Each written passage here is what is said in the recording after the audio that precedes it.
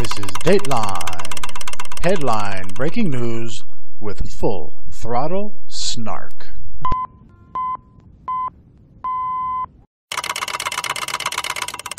DateLine. Ocala City, Florida. The NAACP has forced the city of Ocala to rescind a law that went into effect just last July by threatening a lawsuit.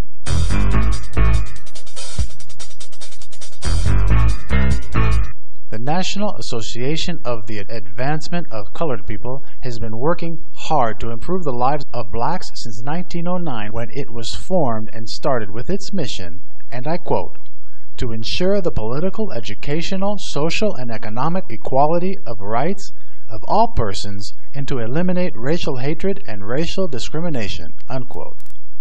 The NAACP was formed in 1909 symbolically on the 100th birthday of the Republican President Abraham Lincoln, who, as we all know, was at the forefront of abolitionism, and of course, he also freed the slaves.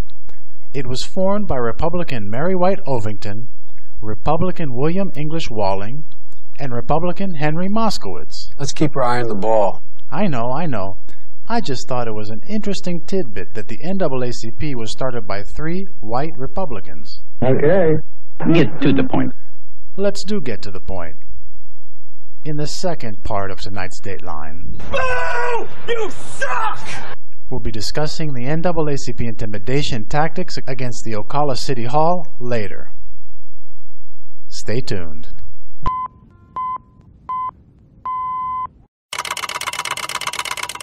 Dateline. The Benghazi hearings. With the Benghazi Special Select Committee hearings entering their second week, liberals have assumed the position and buried their heads in the sand. But not to fret, loony left. Your favorite felon, Elijah Cummings, has put up a website for all of you to go and drink the Kool-Aid. Kool-Aid, Kool-Aid, For the very best drink you ever made. Kool-Aid, Kool-Aid, Be sure that the envelope says Kool-Aid. For those of you new to Dateline, Elijah Cummings is the Obama administration's scandal condom. He is put on every committee to stonewall any and all truth getting out that might lead to the impeachment of Barack Obama. So it's not surprising that Cummings has created a website that supposedly refutes Republicans' questions that will be called in the hearings. The site is called Benghazi on the Record, Asked and Answered. By taking a look into the website, the Kool-Aid is flowing like the Mississippi River. To refute the investigation taking place now, they refer to the source for their version of the truth as to what happened during the 13-hour Benghazi siege as their own whitewashed pseudo-investigation. Oh my God. They refer everything back to the supposedly independent investigation done last year.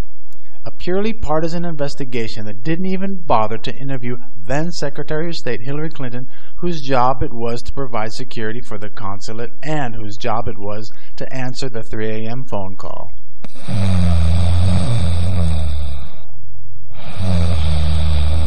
This is what goes for truth in the Democrat Party. Put up a website that refers to your other website that whitewashed the whole event in the first place. Oh my God! I can just hear the liberal trolls thinking this website is actually factual. They'll go to this website and mentally masturbate over the lies and distortions for hours.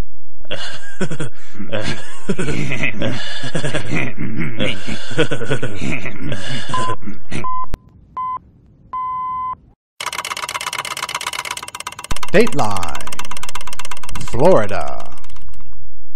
Florida Representative and Democrat Committee Chairwoman Debbie Wasserman Schultz is the latest to be thrown under the Obama bus. After doing a stellar job in 2012 of propagating the phony war on women mantra to drag a disastrous president across the finish line, she is being summarily dissed by the Democratic powers that be. Could it be because just 2 weeks ago she received Dateline's Bitch Slap of the Week? Or is it because of her moronic comments calling Wisconsin Governor Scott Walker and the Tea Party wife-beaters? You're a moron! Or could it be that she tried to get the DNC to pay for all of her wardrobe before, during, and after the 2012 election?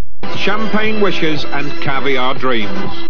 Could it be that during the 2012 campaign, she was called a liar by lefty journalist Anderson Cooper? I don't know. Or could it be that she was trying to build the votes to take over the leadership from the Queen dingbat, Nancy Pelosi? Not pleased with the disrespect. So true, Nancy. Debbie is very disrespectful to you. Look what you have done for the Democrat Party.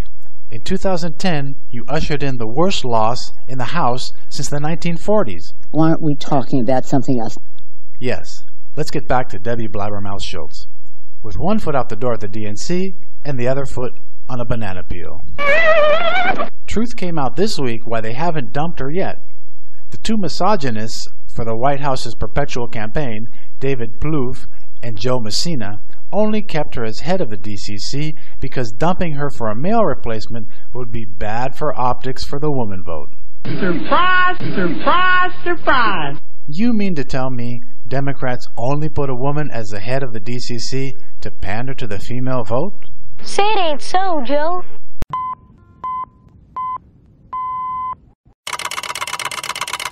DateLine Flashback.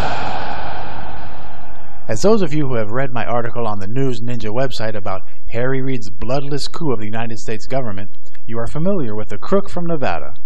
So let's go back in time to the early days of Harry Reid's criminal activity. This is important to let the nation know who has been running and ruining the Senate and all of Congress for the last 7.5 years. Yes.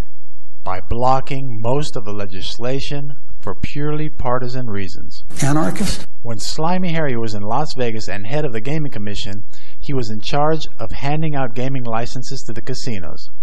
As most of you know, in the 1970s, a majority of the casinos were run by the mafia.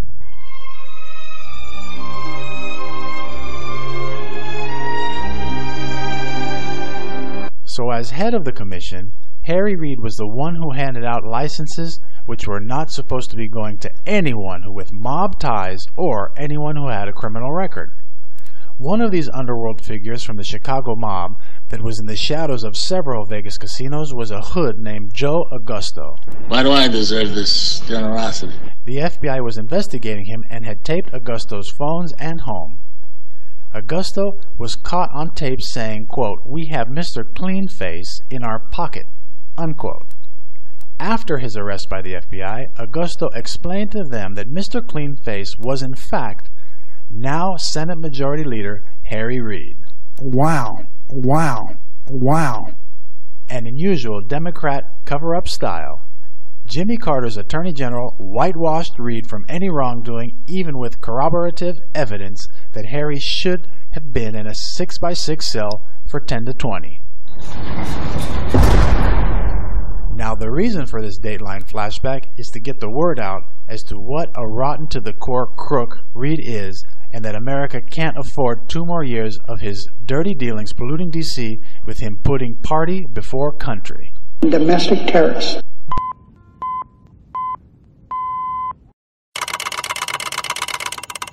Dateline Ocala City, Florida, Part 2. As we reported earlier on Dateline, the NAACP has intimidated the city of Ocala to rescind a law it passed and put into effect in July.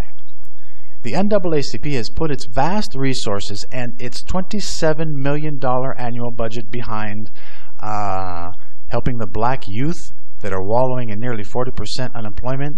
No. Is the NAACP helping the 11.4% of blacks that are unemployed, an unemployment rate almost double that as was under George W. Bush? No. No. Are they using some of that $27 million on the 27.5% of blacks living in poverty, 3 times that of whites living in poverty today? No. No. What they are using their power for is to force the city of Ocala to rescind the law forbidding its citizens from wearing their pants halfway down their butts, showing their underwear. Say what? No, I'm totally serious. What?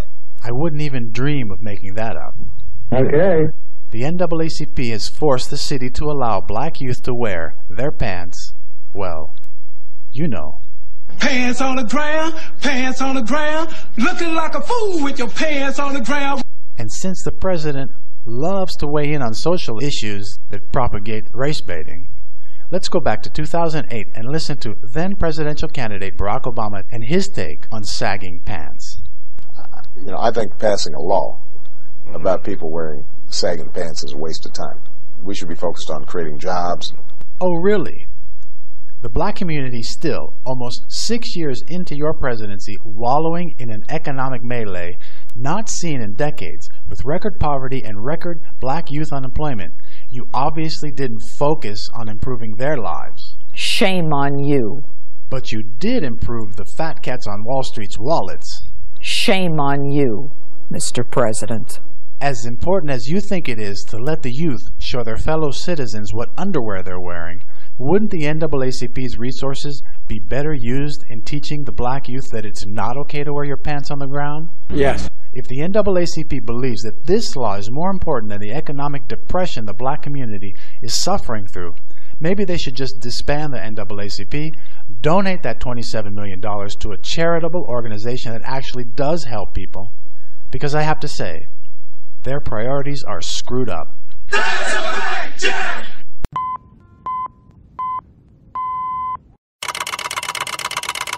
DateLine. Benghazi hearing redo. With the first week of the Benghazi hearings over, there has been a damning revelation outside the hearings that just might derail Hillary Clinton's aspirations for president in 2016. According to former Deputy Assistant Secretary Raymond Maxwell, Hillary's operatives went through the Benghazi documents handed over to the department's Accountability Review Board and took the most damning and embarrassing documents out. Say what? That's right. Maxwell, a Hillary Clinton appointee, walked in on quote-unquote cleaners, destroying evidence that is, of course, a felony. That is why Maxwell has come forward now, so as not to be implicated in an act that should send Hillary's gang to the federal pen. But this isn't anything new for the Clinton machine. To destroy evidence showing culpability in the 9/11 terrorist attacks that caused 3,000 people to lose their lives, Bill Clinton sent his cleaner, former National Security Advisor Sandy Berger, to try to steal damning documents from the National Archives by stuffing them in his pants and socks, even though he was carrying a briefcase at the time. Wow. Since Bill Clinton let bin Laden go on several occasions, as well as having Jamie Gorelick block communications between the FBI and CIA that led to terrorists moving around the U.S. before 9/11 with impunity, we now see what a Hillary Clinton presidency might look like with two cover-up artists in the White House. And Nixon had to resign when nobody died at the 2-bit Watergate break-in that had no effect on his 49-state landslide victory?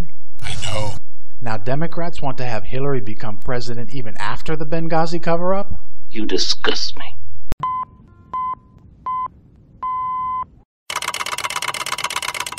DateLine. Flashback. This from our June 16th show. DateLine. The U.S. border. In President Obama's latest attempt to import new Democrat voters, he has been flooding the red states like Texas with illegal children from Central America.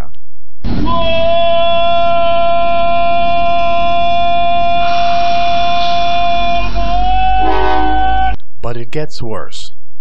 Our brave men and women whose job it is to patrol the border and turn back illegals at the border can't turn away known Mexican gang members. Say what? They can't turn away known gang members. It's incredible. Chris Cabrera, Vice President of the National Border Patrol Council Local in the Rio Grande Valley, said that confirmed gang members in Mexico, including those from the vicious MS-13, Vatos locos, are coming into the country to be reunited with their families.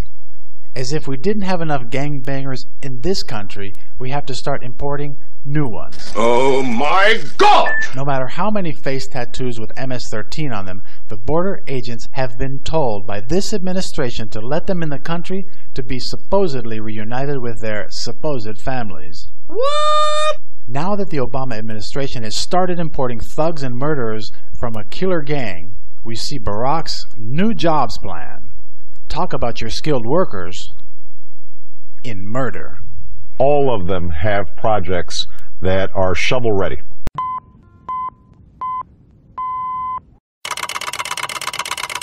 DateLine. The American business market.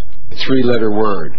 Jobs. J-O-B-S. Jobs. For the first time in 30 years, the number of businesses closing has outnumbered the businesses starting up. Oh my God. For all of President Obama's speeches about such an improving economy, as usual, the truth is far from it.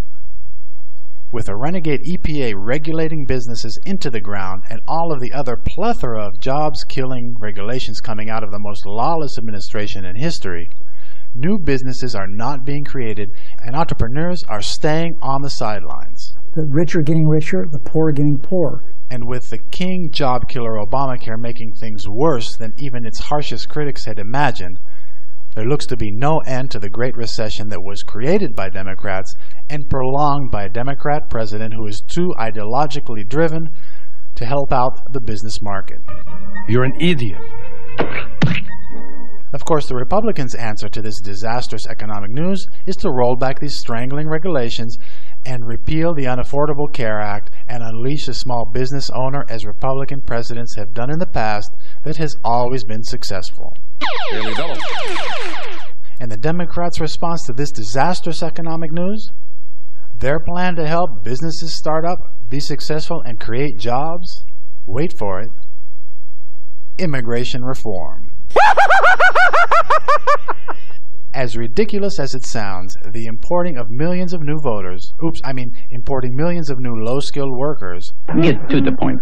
If I was a bit cynical, I would think that the Democrat Party was hell-bent on two things: destroying the middle class and enlarging the dependent class to keep them in power. Maybe I'm not cynical, just logical. That's the fact, Jack! That's the fact, Jack!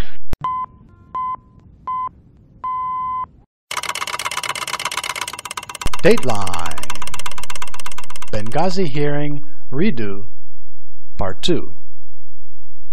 As if the Democrat lawmakers walking out of a past Benghazi hearing right before the victims' parents were about to speak wasn't despicable enough, they have reached a new low. You disgust me. With the only people who had the guts to try to save Ambassador Stevens, Ty Woods, Glenn Doherty, and Sean Smith revealing their eyewitness account of what happened that night as they ignored the stand-down order that liberals deny ever was given, the Democrats are impugning these great heroes' character. You disgust me. Chris Paronto, Mark Geist, and John Teagan, 3 CIA contractors who risked their lives to save the people this administration left to die that night, and you have scumbag Democrat politicians like Representative Adam Schiff actually calling them liars. Come on, what's the matter with you? I know this is not the bitch slap of the week, but Schiff inferred that the 3 who have written a book about the event only after they saw the government they once served with honor and distinction cover up the truth deserve better than political hacks like Schiff, impugning their character. That's the fact, Jack! And after seeing the video of Schiff saying that the 3 were trying to sell a book and that the claim that a stand-down order was given, Mark Geist said he would like to invite Mr. Schiff to a debate. He then wondered out loud if Schiff had the guts to say that to his face. May I suggest to Schiff that he duck any debate, as he probably would get more than a little bitch slap like the one he got here on DateLine. Come on, what's the matter with you?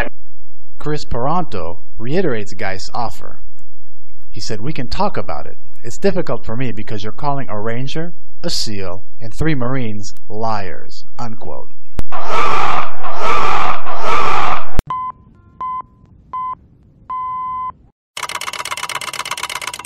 DateLine. The bitch slap of the week. Come on, what's the matter with you? Our listeners' favorite part of DateLine has arrived. This is the point where we take a worthless political hack and try to bitch slap some sense into them. This week's recipient, the vice moron, Joe Biden. Come on, what's the matter with you? As everyone knows, Vice President Joe Biden is dumber than a nail. And bitch slapping him will do no good, as there is no cure for self-induced stupidity. For those of you who aren't familiar with Biden's gaffes, he has said some doozies in the past.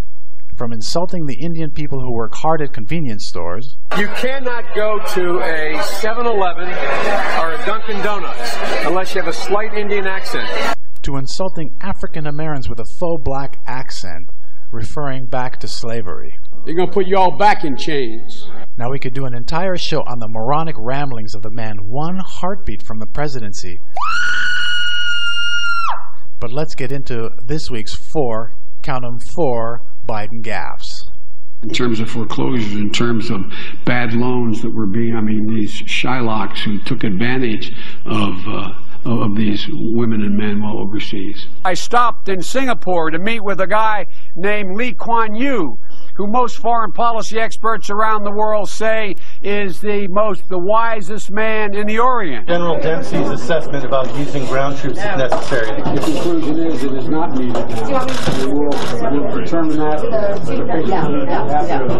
I determine that based on? We'll determine that based on how the effort goes. Republicans that were involved, guys like Mac Mathias and Packwood and so many others. It wasn't Democrats alone. Now, besides insulting the Jewish people by referring to bank lenders as Shylocks, he insulted Asian people with a term that's outdated. He then praised Bob Packwood, who was a misogynist and was accused of sexual harassment and assaulting women, and he did it at a woman's event. Oh my God. Come on, what's the matter with you? And as if that wasn't bad enough, the most serious gaffe was that he actually contradicted his boss, the Commander-in-Chief's policy on troops returning to Iraq. This not only shows Biden's stupidity, but shows the world, including ISIS, how unserious and incompetent this administration is with dealing with serious foreign policy issues. Did anybody count on the utter incompetence of this administration? This is just par for the course for Biden, as he has turned the vice presidency into a joke. On the right, the left just brushes these moronic statements under the rug, and the media passes right over them without a second thought. For those of you liberals out there who are still delusional that you still don't believe the mainstream media has a liberal bias, they're engaged in denial. While Biden gets little press for the plethora of gaffes he's committed over the last 5.5 years, let's go back to Dan Quayle, who had one gaffe in 4 years and was crucified as an idiot for all of his term as vice president. Besides Joe Biden deserving the bitch slap of the week, the MSM deserves a bitch slap every week for media malpractice. Come on, what's the matter with you?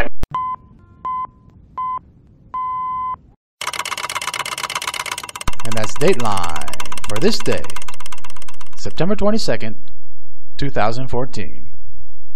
We will be right back after the Fox News half-hour news break. Stay tuned.